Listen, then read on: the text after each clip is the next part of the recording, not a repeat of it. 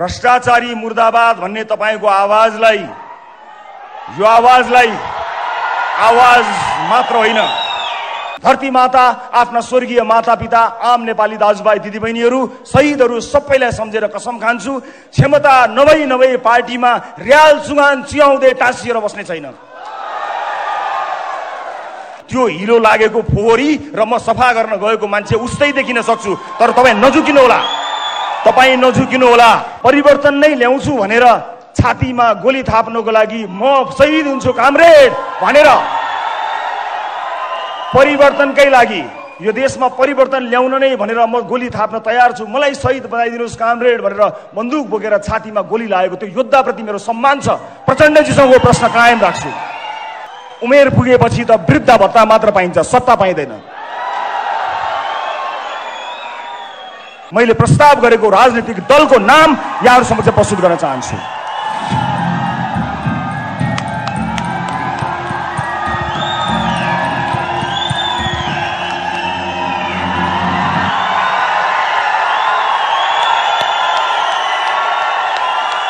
राष्ट्रिय स्वतन्त्र पार्टी, राष्ट्रिय स्वतन्त्र पार्टी। जनमत गुमाउँदै पनि एउटाले अर्कोसँग, अर्कोले अर्कोसँग गठबन्धन गरेर पनि जसरी पनि राज्य सत्ता हासिल गर्ने प्रपञ्च हासिल गरिरहे, कोटाबाट न्यायालयसम्म आफ्ना मान्छेहरू पठाइएको छ। पक्कै थाहा छ कि सत्तामा पुगेर गडबड गर्नु नै छ। आफूलाई बचाउने मान्छेहरू पहिल्यै तैनात राखेर सत्ता आरोहण गर्ने मानिसहरूबाट वाक्क भएर म टेलिभिजनबाट राजनीतिको मैदानमा आएको छु। यो आवाजलाई आवाज मात्र होइन, त्यो धुलोले छोपिएका सम्पूर्ण फाइलहरू टकटक्याएर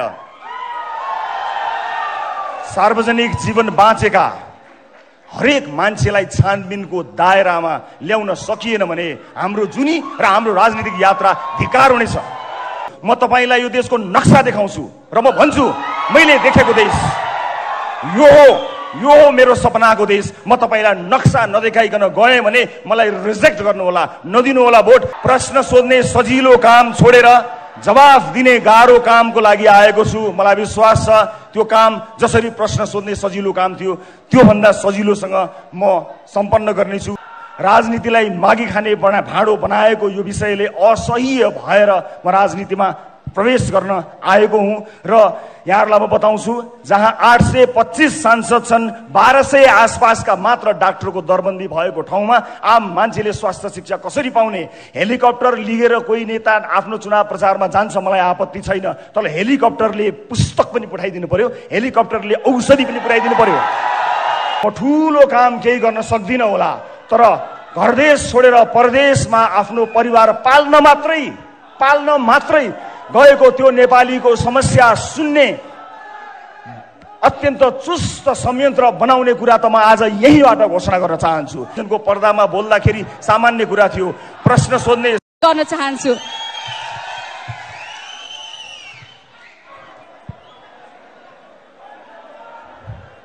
सबैभन्दा पहिला तपाईँ हामीलाई आजको यो दिन देखाइदिनु हुने, विभिन्न कालखण्डको परिवर्तनमा आफ्नो ज्यान आहुति दिएर हाम्रो स्वतन्त्रतालाई प्रत्याभूत गरिदिनु हुने र हामीलाई लोकतन्त्रको यो सुविधाजनक समयसम्म ल्याइपुर्याउनु हुने विभिन्न कालखण्डका सम्पूर्ण ज्ञात अज्ञात शहीदहरूप्रति हार्दिक श्रद्धाञ्जली अर्पण गर्दछु।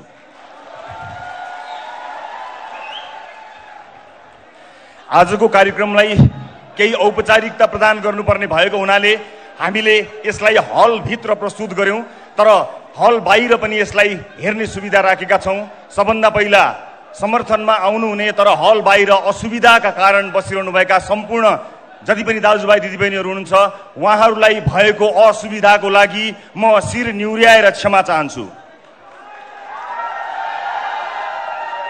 र म आयोजक जति पनि हाम्रा साथीहरू हुनुहुन्छ उहाँहरूलाई यो हलको औपचारिक कार्यक्रमपछि यसलाई हल बाहिरबाट पनि बाहिर रहनुभएका साथीभाइहरूलाई सम्बोधन गर्ने वातावरण मिलाइदिनु हुनेछ भन्ने अपेक्षा गर्दछु र यो औपचारिकता प्रदान गर्नको निमित्त मात्र म हलमा छु, म सुविधाका लागि होइन। केही प्रस्तुतिहरू स्क्रिनमा देखाउनु पर्ने भएका कारणले मलाई यो अनुमति दिनुहुनेछ।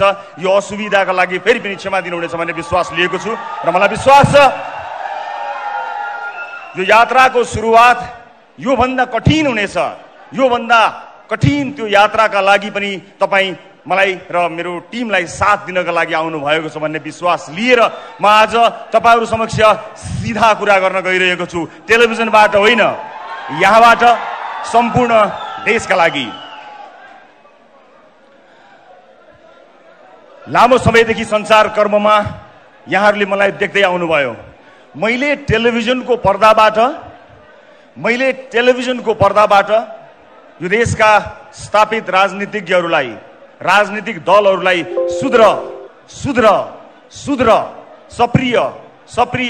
सप्रिय भनेर बारम्बार भनिरहे। आवाज अलि चर्को थियो, तर तपाईहरूले कहिले पनि झर्को मान्नु भएन।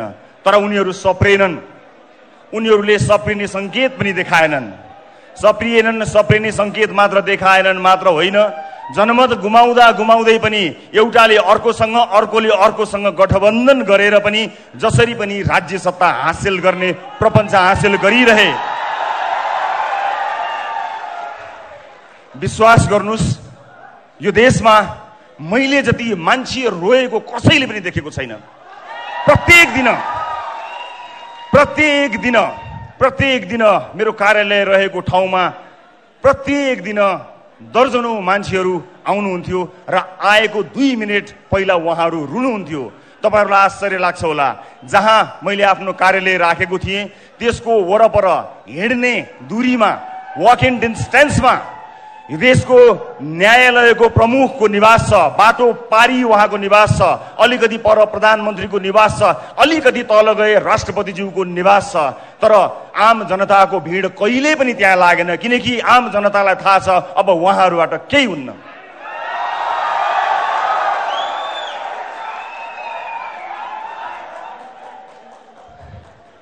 आज आम मान्छेका मुद्दाहरू एकातिर छन्, राजनीतिक दलको मुद्दा अर्कोतिर छ।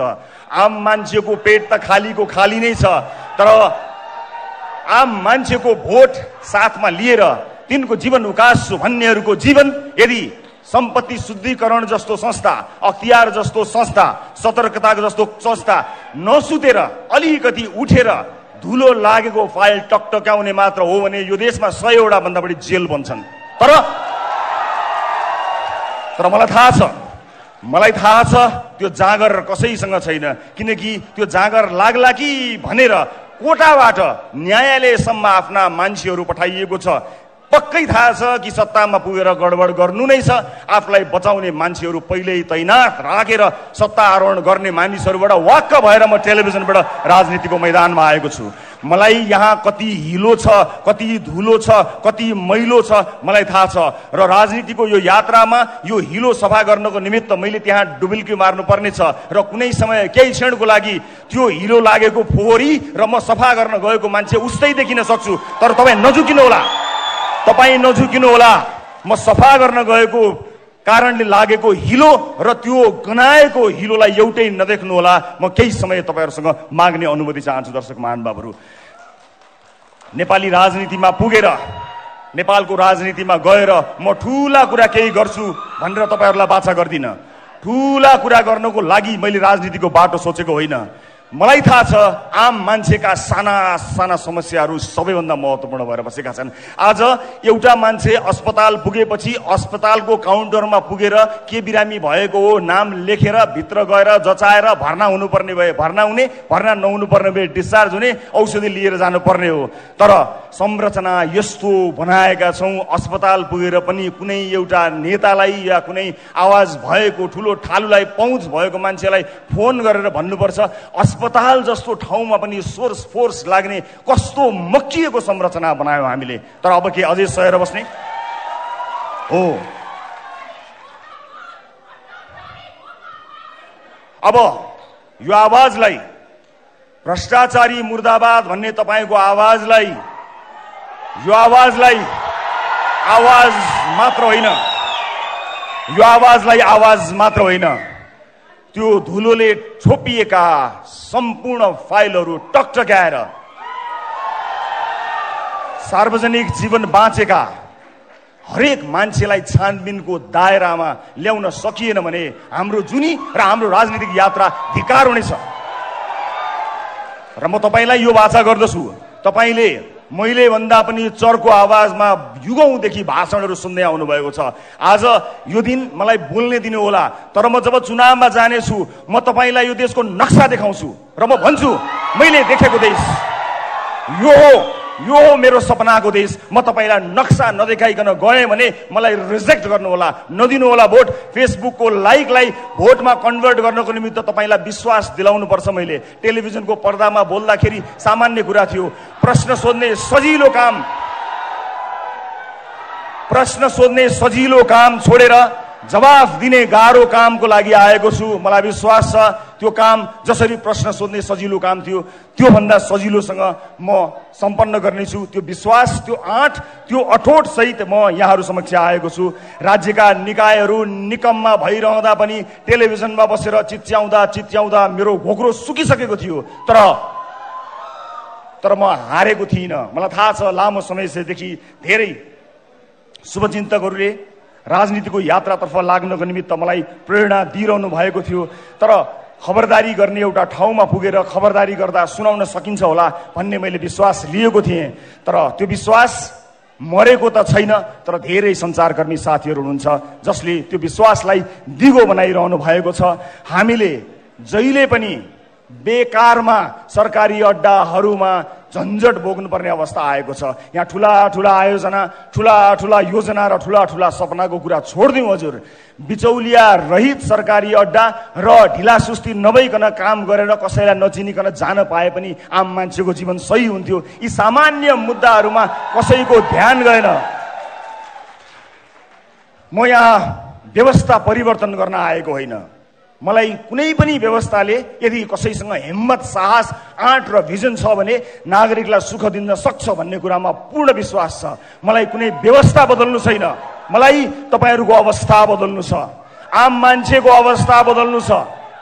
राजनीतिलाई मागी खाने भाँडो बनाएको यो विषयले असह्य भएर म राजनीतिमा प्रवेश गर्न आएको हुँ र यहाँहरूलाई म बताउँछु, जहाँ 825 सांसद छन्, 1200 आसपासका मात्र डाक्टरको दरबन्दी भएको ठाउँमा आम मान्छेले स्वास्थ्य शिक्षा कसरी पाउने?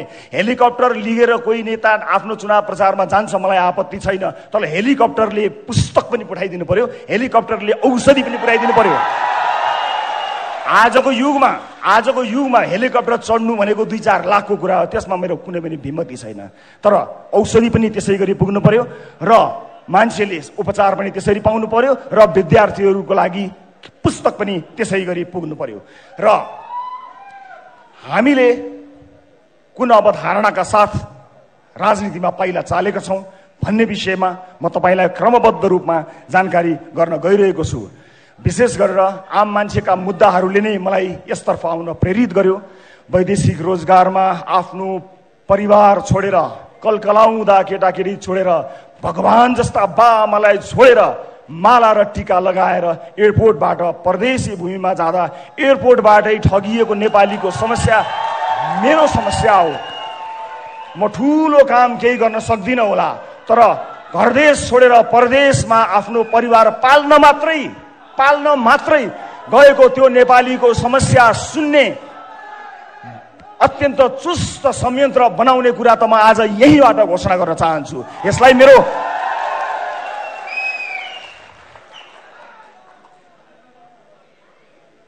आज यहाँ म किन राजनीतिमा आएँ र मलाई राजनीतिमा के सुविधा थियो अथवा राजनीतिमा आउने निर्णय गर्दा के कुराहरू आएका थिए त्यसबारे पनि म छोटो जानकारी यहाँहरूलाई गराउन गइरहेको छु। विभिन्न राजनीतिक दलहरूसँगको संवाद मैले निरन्तर अगाडि नबढाएको होइन, कुराकानी नगरेको होइन। ती दलहरूलाई हेरेँ, मसँग ती दलका आदरणीय नेताजीहरूलाई धन्यवाद भन्नुबाहेक केही पनि छैन, किनकि मलाई त्योभन्दा पर अब उहाँहरूबाट त्यति आशा पनि छैन र म आफ्नो यात्राको क्रममा उहाँहरूको त्यस्तो खरो आलोचक भएर पनि अब प्रस्तुत हुन चाहन्न। जति आलोचना मैले गरेँ त्यो आलोचना गरेँ। मलाई त आम सर्वसाधारणसँग सरोकार छ। परिवर्तनको यो विषय र कुनै व्यवस्था परिवर्तनको मुद्दा लिएर म यहाँहरू समक्ष आएको छैन। मलाई प्रचण्डजीसँग अथवा शेरबहादुरजीसँग अथवा अरू कुनै पनि राजनीतिक दलका नेतासँग केपी ओलीजीसँग केही पनि प्रश्न छैन। मलाई प्रचण्डजीसँग के प्रश्न होस् र उहाँसँग भएको प्रश्न म जीवनभर गरिरहँला, जिन्दगीभरि उहाँलाई सोधुला। हिजो टेलिभिजनबाट सोधेको थिएँ, भोलि संसदमा उभिएर सोधुला। तर परिवर्तन नै ल्याउँछु भनेर छातीमा गोली थाप्नको लागि म शहीद हुन्छु कामरेड भनेर परिवर्तनकै लागि यो देशमा परिवर्तन ल्याउन नै भनेर म गोली थाप्न तयार छु, मलाई शहीद बनाइदिनुहोस् कामरेड भनेर बन्दुक बोकेर छातीमा गोली लागेको त्यो योद्धाप्रति मेरो सम्मान छ।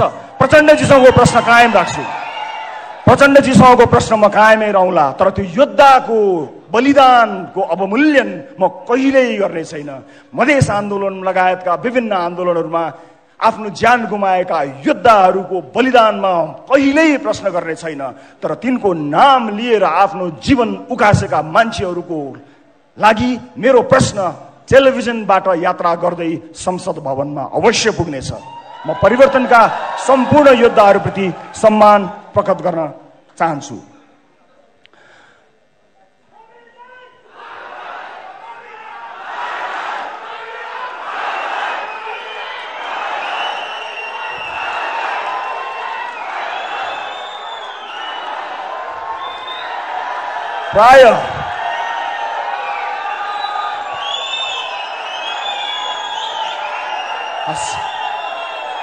प्राय सबै सुनिदिनु ल, धन्यवाद धन्यवाद, थ्याङ्क यू सो मच। प्राय सबै राजनीतिक दलहरूसँग केही न केही कुराकानी मेरो भएको थियो र म आज तपाईँलाई जानकारी गराउन गइरहेको छु। म यो देशमा आजको मितिसम्म दर्ता भएका कुनै पनि राजनीतिक दलमा प्रवेश गर्दिन।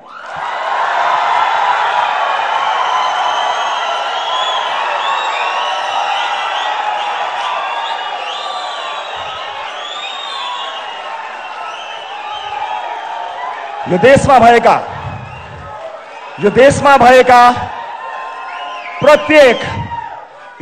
भएका प्रत्येक राजनीतिक दलभित्र राम्रा मान्छे नभएका होइनन्, केही गिने चुनेका राम्रा मान्छेहरू छन्। म तिनलाई सम्मान गर्न चुक्दिन। प्रत्येक दलमा राम्रा मान्छेहरू छन्, तिनलाई सम्मान गर्न चुक्दिन। तर म तिनको आलोचना गर्न पनि किन चुक्दिन भने तिनले आफ्नो पार्टीभित्र धावा बोलेनन्, कुरेर बसे, पर्खेर बसे। अबको पुस्ता सबैभन्दा ठूलो नेताको मृत्युपछि अनि म त्यो ठूलो पदमा जान्छु भनेर कुरेर बस्दैन। जसको भिजन उसैको सरकार। उमेर पुगेपछि त वृद्ध भत्ता मात्र पाइन्छ, सत्ता पाइँदैन।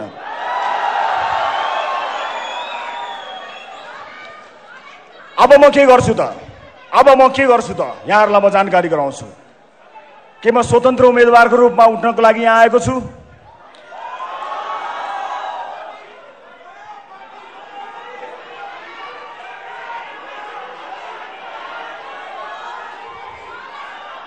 हो, एउटा मान्छेको प्रयासले फरक नपर्ने होइन, तर यो जर्जर संरचना र यत्रो परिवर्तनपछि आएको यो व्यवस्थाभित्र रहेर यदि नयाँ ढङ्गमा नयाँ राजनीतिक पार्टी लिएर जान सकिएन भने पुराना पार्टीहरूभित्रको व्यथिति मेट्ने साहस मेरो हुने छैन। म त्यहाँभित्र विलिन हुनेछु।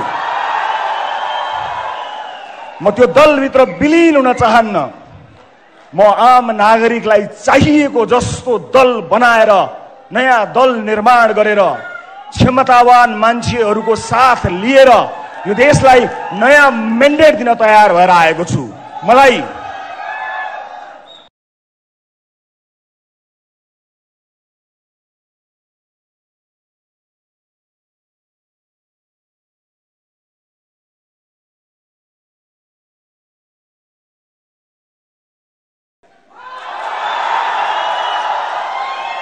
यो मान्छे होइन, देशभरि विदेशमा बसिरहेको मान्छे होइन। केती मान्छेहरूमा यो देश बदल्ने ताकत छैन? छ। म एउटा प्रतिनिधि पात्र मात्र हुँ। मलाई थाहा छैन मसँग कति क्षमता छ र हरेक मान्छे सीमित क्षमता भित्र अटाउँछ। हरेक मान्छेलाई आफ्नो सीमारेखा थाहा हुन्छ। मलाई पनि मेरो सीमारेखा थाहा छ। मलाई असीमित क्षमता दिएर कसैले पठाएको पनि छैन। मलाई थाहा छैन भने मलाई थाहा छ कि कसलाई थाहा छ, म त्यसलाई खोज्छु जसलाई थाहा छ। म तपाईको भिडमा गएर त्यसलाई खोजेर ल्याउने प्रयत्न गरिरहेको छु र आज सगर्व पूर्ण विश्वासका साथ यहाँहरूमाझ म उभिएको छु कि अब हामी के गर्न सक्छौं र के गर्न गइरहेका छौं म यहाँहरू समक्ष प्रस्तुत गर्न गइरहेको छु। समय आएको छ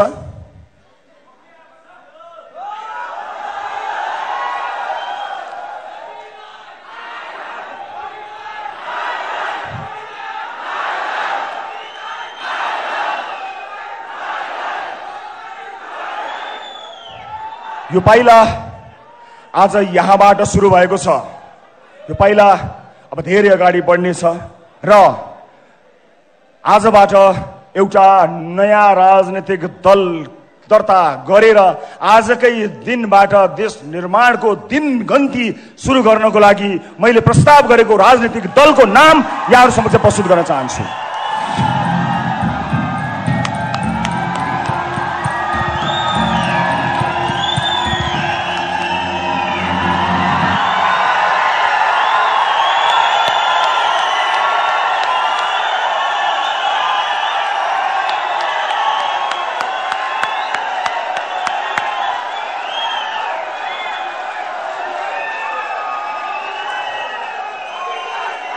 राष्ट्रिय स्वतन्त्र पार्टी, राष्ट्रिय स्वतन्त्र पार्टी, राष्ट्रिय स्वतन्त्र पार्टी आजबाट नेपाली राजनीतिमा आफ्नो पहिलो पाइला सारेर यो धरतीमा पदार्पण गरेको राष्ट्रिय स्वतन्त्र पार्टीलाई जोरदार तालीले स्वागत गरिदिनु होला।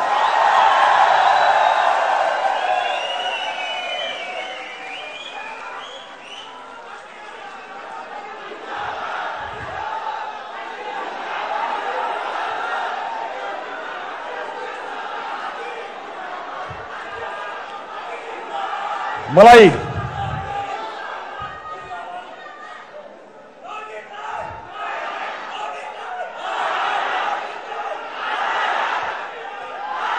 अब यो देशमा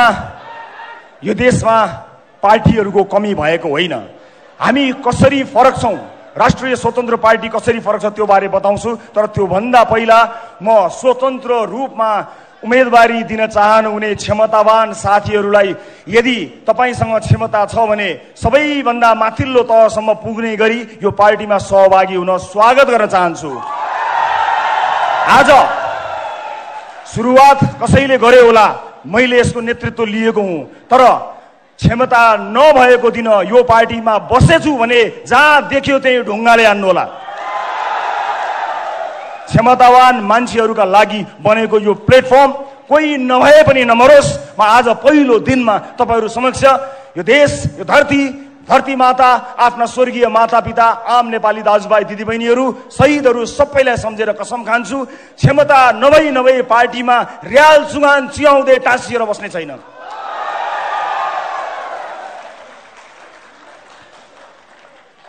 यो आम निर्वाचन हो।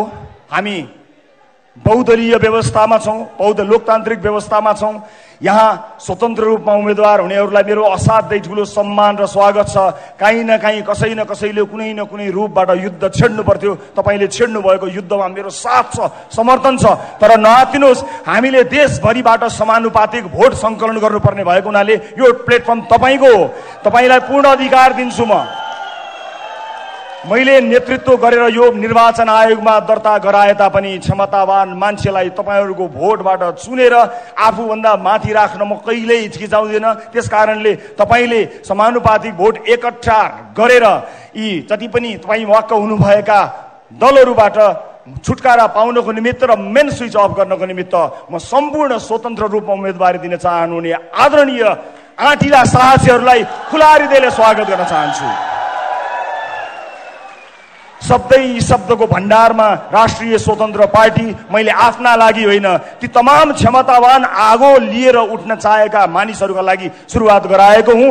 जो स्वतन्त्र उम्मेदवारी दिनका लागि तम तयार भएर बस्नु भएको छ, तपाईँ स्वतन्त्रै रूपमा रहन सक्नुहुन्छ, तर एउटा झण्डा मुनि, एउटा छाता मुनि, एउटा पार्टी मुनि आउनुहोस् र आफ्नो क्षमता प्रदर्शन गरी तपाईँ नै त्यो पार्टी हाँक्न लायकसम्म बन्न सक्नुहुनेछ। म सबैलाई आह्वान गर्न चाहन्छु। अब यो पार्टी कसरी फरक छ यसका केही विशेषताहरूबारे यहाँ प्रस्तुत गर्न गइरहेको छु म यहाँहरूलाई। हामी सबभन्दा पहिला आम निर्वाचन र स्थानीय तहको निर्वाचनमा उम्मेदवारको लागि हामी कसरी फरक छौँ भन्ने कुरा देखाउन गइरहेको छु।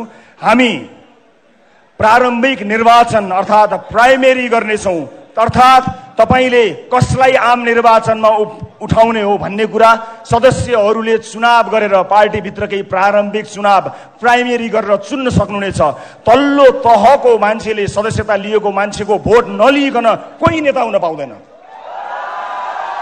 हामी प्राइमेरी गर्नेछौँ।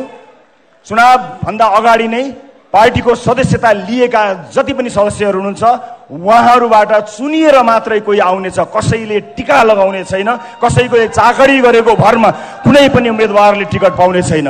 यस्तो किसिमको पार्टीको संरचना गरेका छौँ। दोस्रो, हामीले पार्टीभित्रका सबै समितिमा बहुसंख्यक युवा सहभागिता 50% + 1 यसको अवधारणा रहेका छौँ। अर्थात् युवाहरूको पार्टी बन्नेछ। 50% + 1 युवा अनिवार्य हुनेछ। राष्ट्रिय स्वतन्त्र पार्टीमा तेस्रो पृथकता यहाँहरू समक्ष प्रस्तुत गर्न गइरहेको छु म।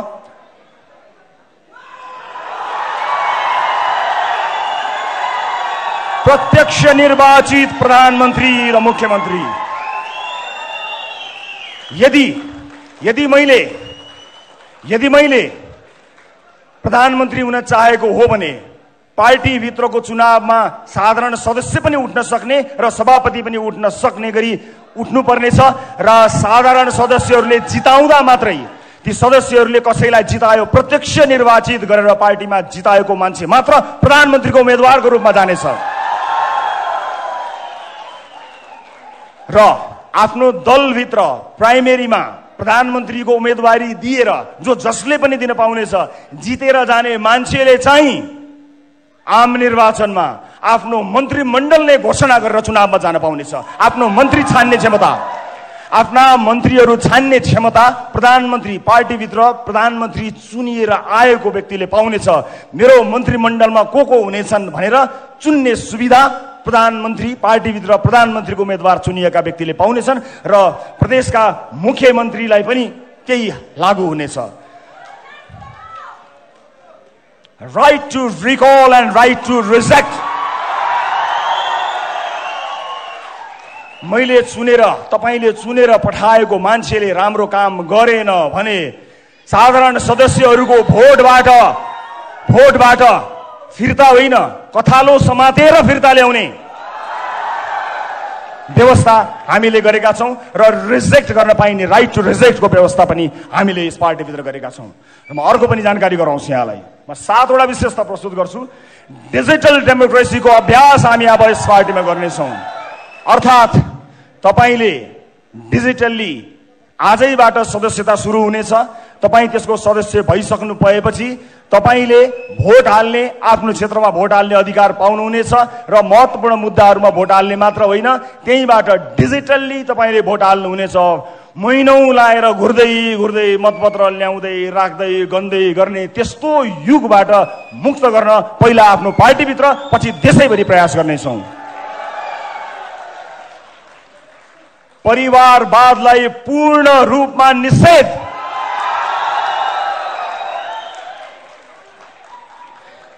केन्द्रीय समितिमा